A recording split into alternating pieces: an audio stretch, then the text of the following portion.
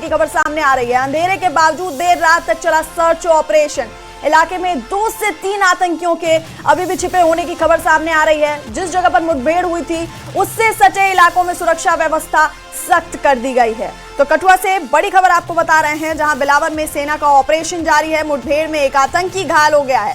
अंधेरे के बावजूद देर रात तक सेना का यह सर्च ऑपरेशन चला। इलाके में 2 से 3 आतंकियों के अभी भी छिपे होने की खबर सामने आ रही है और जिस जगह पर मुठभेड़ हुई थी उससे सटे इलाकों में सुरक्षा व्यवस्था सख्त कर दी गई है।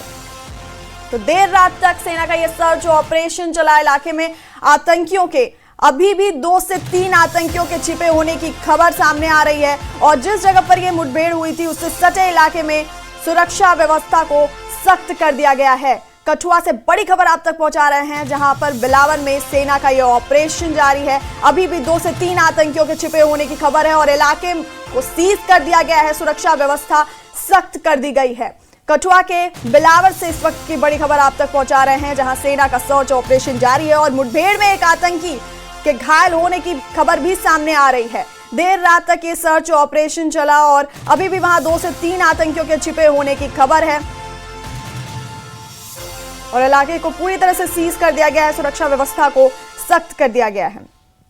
और इसी खबर पर हमारे सहयोगी चरणजीत हमारे साथ फोन लाइन पर हैं। चरणजीत, पूरी खबर पर क्या कुछ अपडेट सामने आ रही है? जी बिल्कुल बता दूं कि ये उज दरिया से सटा हुआ कमाड़ क्षेत्र है। यहाँ पर बताया जा रहा है कि पाकिस्तान से आए 3 जैश के मोहम्मद के जो आतंकी हैं उनके बीच कल देर शाम मुठभेड़ शुरू हुई थी और जिसमें बताया जा रहा है कि एक आतंकी के घायल होने की सूचना भी है। फिलहाल बता दें तो रात का अंधेरा है, काफी देर तक वहां पर सर्च चला और सुबह एक बार फिर फर्स्ट लाइट के साथ यहाँ पर जो तलाशी अभियान है वो शुरू कर दिया जाएगा। और बता दें तो ये काफी घना जंगली इलाका है। दिक्कतें तो यहाँ पर काफी सुरक्षा बलों को आ रही हैं, लेकिन हमारे जो जवान है वो लगातार समूचे इलाके की घेराबंदी किए हुए हैं। और जिस तरह से बता दूं तो ये इलाका काफी सेंसिटिव रहा है पिछले कुछ दिनों से। जिस तरह से लगातार इनपुट मिल रही थी कि जो आतंकी हैं वो सीमा पार से घुसपैठ कर इन पहाड़ी और ऊपरी इलाकों में पहुंचने वाले हैं, तो जिसको लेकर हमारे जिस तरह से पिछले कल की बात करूं तो कल दोपहर भी 3 जो हथियारबंद आतंकी हैं वो इन इलाकों में देखे गए थे, जिसके बाद से यहाँ पर तलाशी अभियान शुरू कर दिया गया था। तो जिसपे बाद यहाँ पर मुठभेड़ भी शुरू हुई। हालांकि कल देर रात 8 बजे के बाद कोई भी गोली चलने की जो आवाज वहां पर इलाके में नहीं सुनाई दी है। जी चरणजीत, और अभी भी इलाके में 2 से 3 आतंकियों के छिपे होने की खबर सामने आ रही है।